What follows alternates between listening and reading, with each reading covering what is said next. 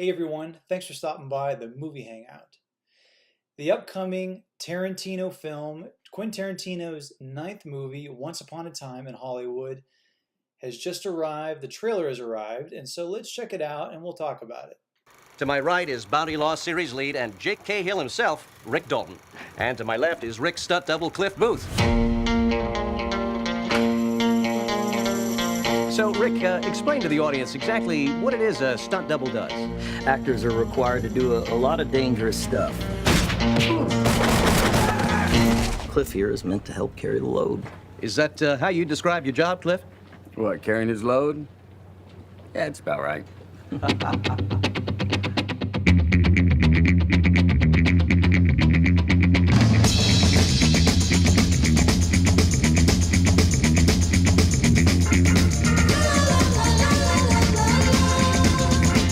My hands are registered as lethal weapons.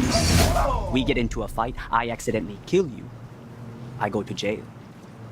Anybody accidentally kills anybody in a fight, they go to jail. It's called manslaughter.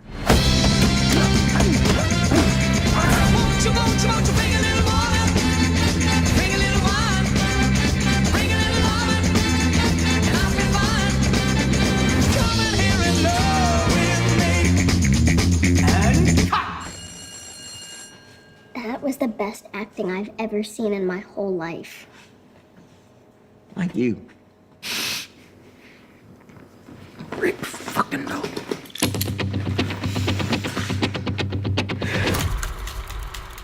Nice. Okay, so this movie is going to be coming to theaters in July, and I don't know. I'm more excited about this movie than I was The Hateful Eight. I don't know. I wasn't that excited about that one, but this one looks really good. Okay, so let's check out the cast. Everybody is in this movie. I mean, and when I say everybody, I mean everybody read by CAA and William Morris. Every A-lister is in this film. Luke Perry is in it, so I think this will probably be his final role, at least final major role. So Luke Perry, Margot Robbie, Leonardo DiCaprio, Brad Pitt, Timothy Olyphant, Dakota Fanning, Al Pacino, Tim Roth, Emile Hirsch, Damian Lewis, Kurt Russell, James Marsden. I mean, everybody's in this film. I mean, I don't know. This really is going to be a Hollywood movie, and I think it's great. I love how Leonardo DiCaprio plays like the lead actor and how Brad Pitt is the stunt double, because I've been on many film sets. I've met a lot of leading actors, and their stunt double is always kind of like the more rugged version, the little more reckless version of the lead actor. You know, they're wearing the same outfit, same wardrobe, kind of have their hair cut similarly, but there's a huge difference in demeanor and just personality between the stunt double and the actor. And I can tell in this trailer they capture that really well. Usually stunt doubles are kind of a badass because they have to actually do the stuff. They have to actually do the shit. You know, they really have to fall down the flight of stairs. They really have to ride a motorcycle from two different rooftops. You know, they really have to wrestle a tiger. They got to do the shit. They can't just pretend to do it, which is what actors do. They pretend. So there's kind of like a different essence or confidence that a stunt double has than a person who's just an actor. And I could tell that they captured that pretty well. I'm excited for this thing. Now there's a lot of information on this, so I went over to Wikipedia. So basically the premises of this movie is, in 1969 Los Angeles, a television star and a stunt double embark on an odyssey to make a name for themselves in the film industry, featuring a large ensemble cast. Once Upon a Time in Hollywood weaves multiple storylines in a tribute to the final moments of Hollywood's golden age. And what I love about it is it shows what Hollywood was like in the late 60s, early 70s, it wasn't terribly crowded like it is now. There's just so many people here. I mean, it's just people everywhere, all over the place. Back then, like 40 years ago, 50 years ago, everything seemed to be more spaced out. LA wasn't as developed as it is now. There weren't huge buildings all over the place. There were more of like those iconic kind of beach houses or apartment buildings that are maybe 2 floors tops. Now they're like these enormous hive monstrosities that people are crammed in. Also, not everything costed a crazy amount. The living expenses weren't off the chart, which is what they are now. So everything pretty much was better back then. You could also, in the Hollywood studio system, if you got a contract by Warner Brothers, by MGM, by Paramount, what you could do is basically you have a contract.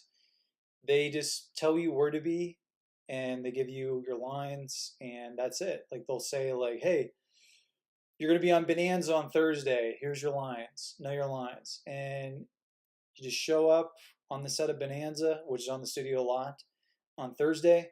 You say your lines, and as long as you do a good job, you're gonna get another gig. Hey, you're gonna be on the Andy Griffith Show on Monday, or you're gonna be on the Brady Bunch on Wednesday. That's how it was. There was no like a lot of actors didn't have to like do like 3 or 4 jobs. They could do like maybe one job and then one side gig, and then they could really pick up the pace with their career.